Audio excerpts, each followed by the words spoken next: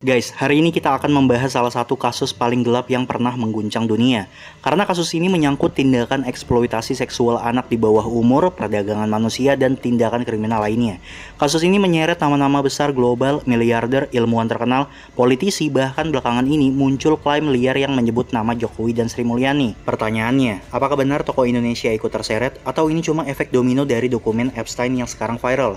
Jadi langsung aja kita bahas secara faktual dan bukan gosip apalagi asumsi liar. Guys.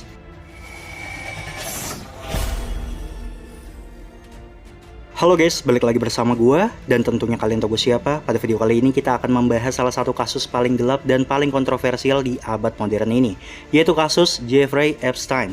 Sebenarnya udah lama banget, tapi kasus ini kembali lagi viral karena dokumen pengadilan yang mulai dibuka ke publik. Dan dari situ muncul kembali nama-nama tokoh dunia, mulai dari politisi, miliarder, ilmuwan, sampai figur internasional. Sebelum masuk ke pembahasan, di sini gue perlu tekankan terlebih dahulu. Kita bahas berdasarkan dokumen yang beredar, bukan asumsi gue pribadi. Jadi gak semua nama yang ada di sini berarti pelaku kejahatan. Jadi ada perbedaan besar antara tercatatnya hadir dan terbukti melakukan kejahatan. Oke guys, mungkin gue akan mengawali pembahasan ini dari siapa itu Jeffrey Epstein biar kalian tahu. Jeffrey Epstein adalah seorang finansier Amerika yang selama ini bertahun-tahun dikenal sebagai investor kaya, donatur ilmiah, punya koneksi ke politisi, selebriti, dan bangsawan. Dan dibalik itu semua, Epstein kemudian terungkap sebagai pelaku perdagangan seksual anak di bawah umur dengan jaringan yang sangat luas. Dia pertama kali ditangkap pada tahun 2008, lalu kembali ditahan pada tahun 2019. Dan pada Agustus 2019, Epstein ditemukan meninggal di dalam sel penjara. Kematiannya itu sampai saat ini masih menjadi kontroversi besar, karena yang janggal adalah sistem keamanan dalam sel itu gagal. Kamera mati dan penjaganya pun juga tertidur. Banyak orang percaya ini bukan kematian biasa. Kita masuk ke pertanyaan pertama, apa isi dokumen file Epstein yang sekarang viral? Yang jelas, file atau dokumen yang sekarang ramai bukan bukti vonis, tapi arsip pengadilan, transkrip saksi, daftar komunikasi, dan nama-nama yang disebut dalam kesaksian. Jumlahnya itu ribuan halaman. Jadi sekali lagi perlu ditegaskan, gak semua nama yang ada di dokumen ini sama dengan pelaku kejahatan. Banyak yang tercantum hanya karena pernah hadir, diundang, atau disebut oleh saksi. Nah, nama Donald Trump juga disebut dalam file dokumen. Nama Donald Trump memang muncul dalam arsip dokumen ini. Fakta yang bisa dikonfirmasi adalah Trump dan Epstein pernah berada di lingkungan sosial yang sama di era 1990-an. Ada foto dan catatan pesta yang menunjukkan mereka pernah berada di acara yang sama. Tapi secara hukum gak ada vonis pidana terhadap Trump dalam kasus Epstein. Dan gak ada bukti pengadilan yang menyatakan Trump terlibat dalam jaringan perdagangan anak. Yang tercatat adalah hubungan sosial lama, bukan pembuktian kriminal. Ini juga penting banget, supaya publik gak mencampur adukan antara hubungan sosial elit dengan keterlibatan kejahatan. Selanjutnya juga ada dokumen foto yang memperlihatkan Stephen Hawking di sebuah pulau. Ini salah satu yang bikin publik terkejut. Muncul foto lama yang memperlihatkan Stephen Hawking berada di area dekat pulau. Konteks sebenarnya tuh gini, pada tahun 2006 ada konferensi fisika. Konferensi tersebut sebagian didanai oleh Epstein. Beberapa ilmuwan termasuk Hawking menghadiri acara tersebut. Jadi pada intinya gak ada bukti Hawking terlibat aktivitas ilegal dalam acara itu. Gak ada juga tuduhan hukum terhadap Hawking. Karena ini sering banget disalahpahami di media sosial, status Hawking di dokumen Epstein itu sebenarnya bukan sebagai tersangka, tapi lebih tepat disebut sebagai konteks aneh. Kenapa? Karena yang muncul di dokumen bukan bukti keterlibatan Hawking dalam aktivitas ilegal, tapi justru email internal Epstein sendiri yang menunjukkan upaya untuk membersihkan nama Hawking. Di salah satu email, Epstein meminta Maxwell untuk menawarkan uang kepada teman-teman korban agar mereka membantah rumor yang menyebut Hawking ikut terlibat dalam pesta seks. Dan ini makin menegaskan satu hal, kasus Epstein bukan cuma soal kejahatan seksual, tapi juga soal rekayasa citra, pengaruh sosial, dan permainan kekuasaan di balik layar. Jadi sekali lagi perlu gue tegaskan, sampai hari ini gak ada bukti hukum yang menunjukkan Stephen Hawking terlibat aktivitas ilegal bersama Epstein. Yang ada justru bukti bahwa Epstein aktif mengatur damage control untuk tokoh-tokoh besar. Sekarang kita masuk ke isu pedofilia dan jaringan elit. Faktanya, Epstein terbukti melakukan eksploitasi seksual terhadap anak di bawah umur,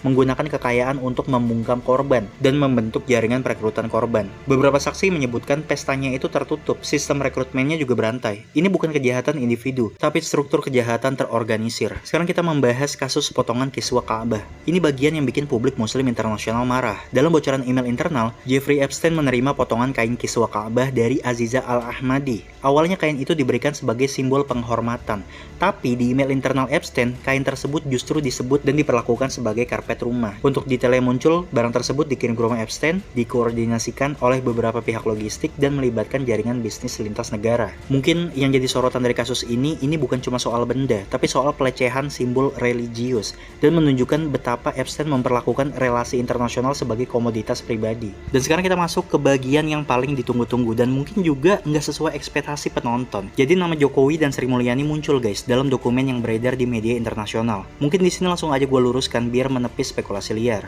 Jadi intinya, nggak ada tuduhan pidana di file dokumen ini yang menyangkut kedua nama tersebut.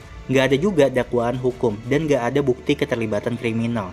Nama tersebut muncul dalam konteks arsip komunikasi dan referensi Global Elite Network, atau mention aja. Jadi bukan sebagai pelaku di sini. Ini penting banget guys. Kalau nama seseorang muncul di dokumen file Epstein ini, nggak otomatis sama dengan terlibat kejahatan. Banyak nama pejabat dunia muncul karena hubungan diplomatik, ekonomi, atau jaringan global. Kita wajib hati-hati supaya nggak memelintir faktanya. Nah, perlu kalian tahu, kasus Epstein juga udah diangkat ke dalam beberapa dokumenter besar. Contohnya Netflix, Jeffrey Epstein Filterwich. Beberapa investigasi dokumentari dari media barat, dokumenter ini membahas kesaksian para korban, sistem perlindungan elit, dan bagaimana Epstein bertahan selama bertahun-tahun tanpa tersentuh hukum. Ini menunjukkan bahwa kasus ini bukan teori konspirasi, tapi fakta sistemik yang terbukti ada. Sekarang kita masuk ke bagian lain yang juga lagi rame banget di internet. Nama yang kembali muncul di dokumen Epstein adalah Bill Gates, pendiri Microsoft, dan kali ini bukan cuma soal hubungan sosial, tapi soal korespondensi email yang berkaitan dengan simulasi pandemi. Jadi berdasarkan rilis dokumen Departemen Kehakiman Amerika Serikat terbaru, terungkap bahwa pada tahun 2017, Epstein dan Bill Gates memang memiliki komunikasi email intensif. Salah satu email yang jadi sorotan publik bertanggal 3 Maret 2017 dengan subjek BGC3, Deliveries and Scoop. Dalam email tersebut, Epstein mengajukan proposal kerjasama teknis kepada Gates. Topik yang dibahas cukup luas, diantaranya analisa data kesehatan, pengeluaran kesehatan masyarakat Amerika, dan pengamanan data medis pribadi, serta penggunaan neuroteknologi. Dan yang paling viral, simulasi pandemi virus varian baru. Nah, disinilah publik mulai ramai berspekulasi, karena pembahasan tentang simulasi pandemi ini terjadi 2 tahun sebelum COVID-19 menyebar secara global. Kenapa ini memicu kontroversi? Ada 3 alasan utama kenapa isu ini langsung viral. Pertama, waktu pembahasan terlalu tepat. Ketika publik melihat email tahun 2017 membahas simulasi pandemi, lalu tahun 2020 dunia benar-benar dilanda pandemi.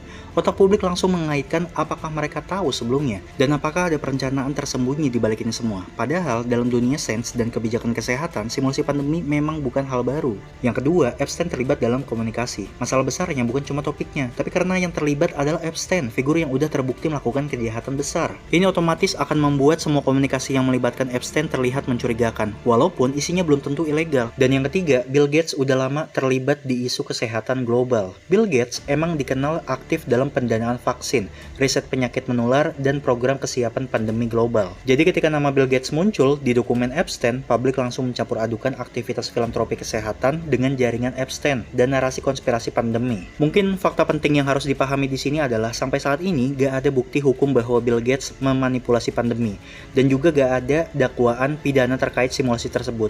Nggak ada juga bukti bahwa simulasi perencanaan wabah guys. Jadi masalahnya itu karena ini muncul di arsip Epstein, maka publik melihatnya lewat lensa kecurigaan. Nah, sebenarnya ada lagi bagian kasus file Epstein yang bagi gua disturbing banget gitu. Belum gua bahas di sini. Menurut kalian harus gua bahas juga atau enggak? Kalau kalian mau gua bahas di video berikutnya, silahkan komen di bawah ya guys ya. Oke guys, jadi mungkin cukup dulu aja untuk pembahasan kita kali ini. Jadi kalau kalian punya pertanyaan atau kalian punya pendapat, silahkan tuliskan di kolom komentar. Ditunggu video gue selanjutnya. Salam Lord Bakwan.